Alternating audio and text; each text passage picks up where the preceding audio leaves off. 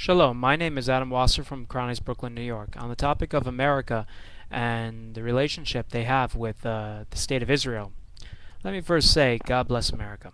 Israel and America have had a relationship since 1948. If it was not for American troops, the Holocaust would have eliminated all the Jewish people from the face of Europe. And as well, America's support in military help towards Israel in 1967. That being said, the relationship between Israel and America is good, but there are sides of it that are undercover in the idea of what is really going on here. In 1956, the president of Egypt,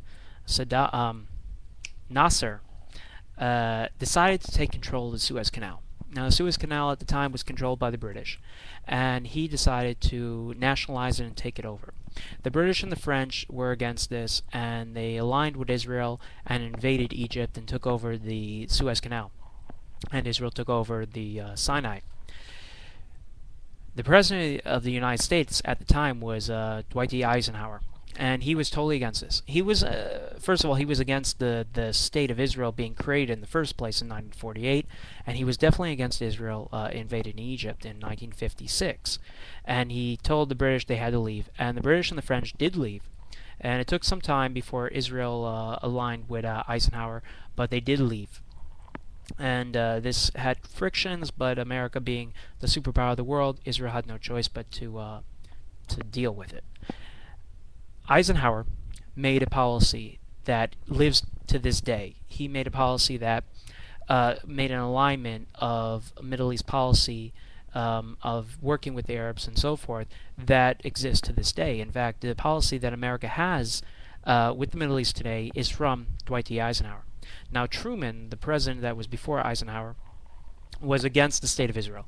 He did not want the State of Israel to be made into being. He really thought it to be a tinderbox, a real problem of the future, and he was right, as Eisenhower was right in this. But they still, after the Holocaust, imagine, over 6 million Jews are killed, and they looked more into the policy and the political situation at hand rather than the thousands of millions of Jews that needed to have a home, that didn't have a home. And they took politics over presidents of humanity.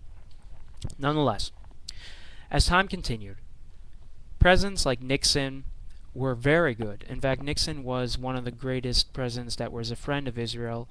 He really, truly was a friend, and he supported Israel in the 1960s war, 1967 war, and he was willing to give arms to Israel to fight against Israel's neighbors that were attacking her at that time.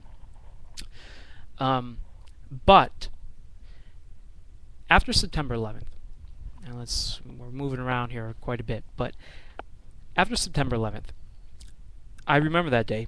I was working in East Flatbush. I saw it on the news. I was shocked not to get into that so much, but I remember the months that followed after that tragic event, where the American president, George Bush Jr., who was also a great president of a friend of Israel, went against Israel for a time, and he supported the Arabs. He made an alliance with Oman, the country of Oman, and gave them 12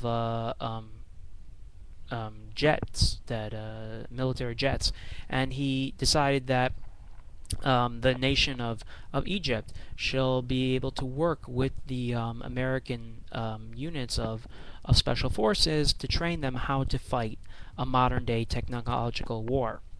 And he changed the situation. Even though he was a very good friend of Israel, and he said most of the settlements should stay in the West Bank, he also helped the Arabs tremendously build up their weaponry and capability to fight a modern war.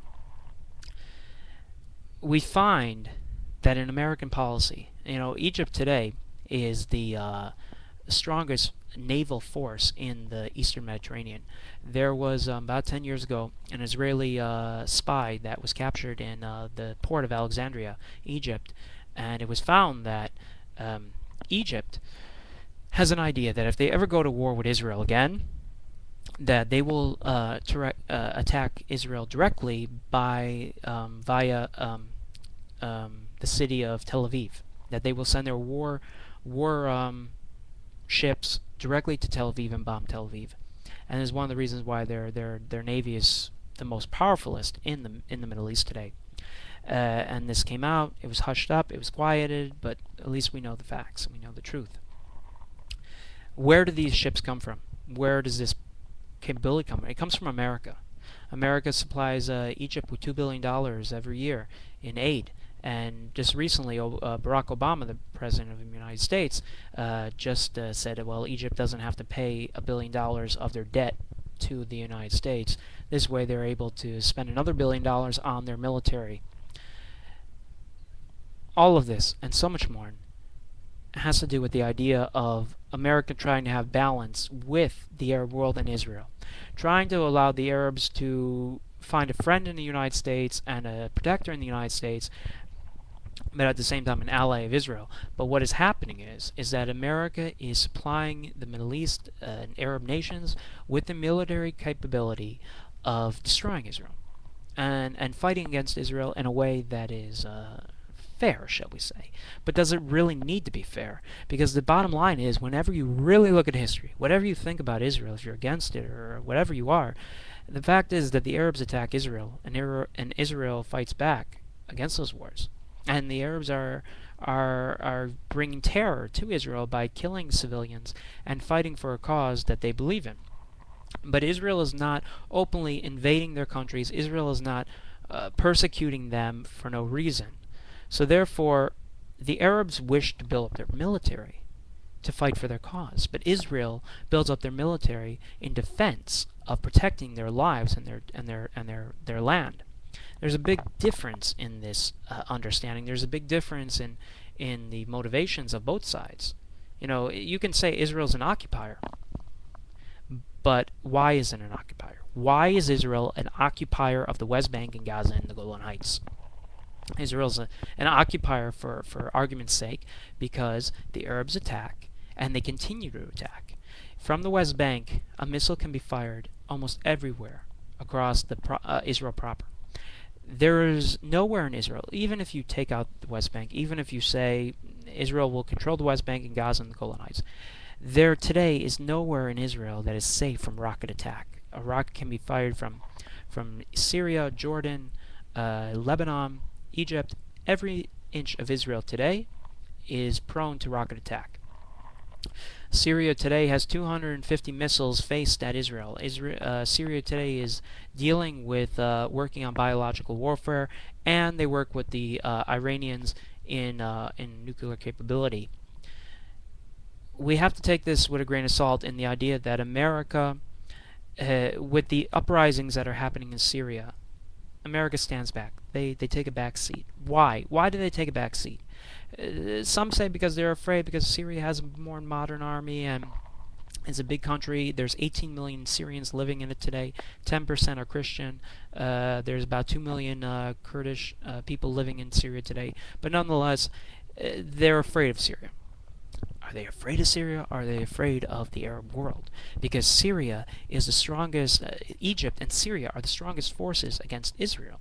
So to attack Syria is to help Israel. And we have to think about this. America doesn't deal with Syria and what goes on in Syria because of Israel. Not because of what happens in the Syrian street. Not the Arab Spring. They don't want to deal with Syria because it will look bad for their relationship with the Arab world, because Syria is a threat to Israel. America is a friend of Israel, but it is a friend in the face that there is a double standard going on here, where they're helping the Arabs build up their military. They're helping the Arabs build up their understanding of how to fight a modern war, and at the same time they're helping Israel build up their army. You could say that America is building up both sides, so both sides will have a nastier war to come. Because the more the Arabs are capable of fighting a technological war, and the Israelis are able to build up and build an army that is strong enough to fight against a huge man force of power, it shows that this will be a nastier war than ever's been seen before in the Middle East. So what is America doing? It's basically allowing, if the war happens, which it will. Come on, people. You know, it will be nastier than we've ever seen in the Middle East. America is a friend of Israel, and Israel is a friend of America. You know, there are a lot of Israelis that don't like America, but it's for the reasons that I've already stated. America has a tendency to always push Israel. You know, don't build the settlements. Stand back. Don't hold on to the land. You know, have a ceasefire. Every time America gets Israel has entered into a war with the Palestinians or the Arab countries, America constantly goes and says, ceasefire, ceasefire. And if you don't make a ceasefire, you will cut off your financial aid. And they do. Even Eisenhower, it is said during the 1956 war, said to Israel, if you do not leave Gaza and Sinai, we will make it that Americans cannot send money to Israel. And this is not something unusual. It has been done before, where America says, if you do not make a ceasefire, we will cut you off. A blatant threat, blackmail. And Israel complies and does as America pleases. But it's interesting because by Israel having a ceasefire and accepting a ceasefire, because it's always the Arabs beg for a ceasefire. They go into war and then they beg for a ceasefire. America says, take the ceasefire, and Israel says, okay.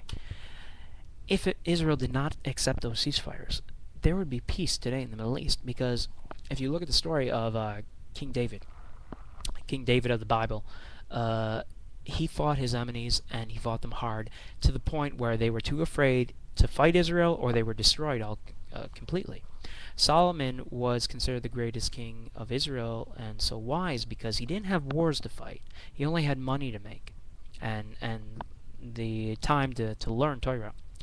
And it's clear because of his father, King David, destroyed the enemies of Israel or made them too afraid to fight. And today we see this once again. The Lubavitcher Rebbe of Chabad, Menachem Mendel Schneerson, in 1967, in the Six-Day War, Israel was close to the borders of Cairo, Egypt. They were close to the borders of Damascus, Syria. And the Rebbe said, go into these cities, take them over, take their capitals. Now, why the Rebbe wanted this, I don't think because he wanted us to control these cities necessarily, but because if we would have controlled their cities, if we would have invaded their cities, they would have surrendered. They would have said, we accept peace, because we have no choice in the matter. It's either our whole country or peace with Israel. But we didn't. We listened to America instead, and America said, ceasefire, ceasefire. If you don't, we're going to cut you off, and we accepted it. And we went with a ceasefire instead of a peace deal. And that peace deal meant that we were, excuse my language, but fucked. And to blame that on the leaders of Israel, Menachem Begin, Golda Meir, Ben Gurion, Rabin, all these people that were in charge, yes and no. They were great leaders. I admit that they were great leaders, but they did make mistakes, and everybody makes mistakes. The question now is, what do we do? Do we listen to America, take a stand back and stay on the sidelines, or do we fight? Do we say, we're not going to accept this? We're going to be like King David and stand up for our rights and fight. Remove the Palestinians from the region before they build up enough capability that they will seriously hurt us. The Jordanians are building up their man forces and their power and their technology for what purpose? Why is Egypt so eager to fight Israel? My God, these countries want to destroy the Jewish people. Are we to wait for them to do so, or shall we strike them before they get their wish? God bless everybody, and God bless America, and God bless Israel. But let us be practical. Negotiations are appropriate, but there comes a point and a time for negotiations and war. Now is a time for war, not negotiations, because they will only lead us to the ability for the enemy of Israel to build up their power while they talk. Because while they talk, they build. God bless you all. Amen.